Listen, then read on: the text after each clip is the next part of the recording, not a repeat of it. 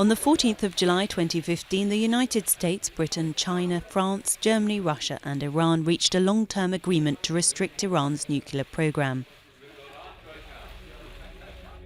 Uranium found in nature is made up of two isotopes or chemical elements.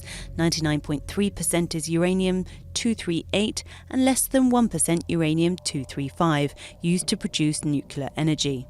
To increase the percentage of uranium-235, centrifuges are used in a process known as enrichment. Many centrifuges are needed to obtain a significant amount of usable uranium.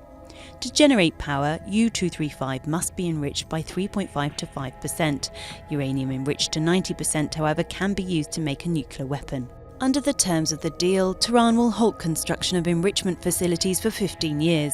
It will limit uranium enrichment to 3.67% during that timeframe and reduce the number of uranium centrifuges by around 2/3. Only 5,060 of those centrifuges remaining will be used for enrichment for a period of 10 years.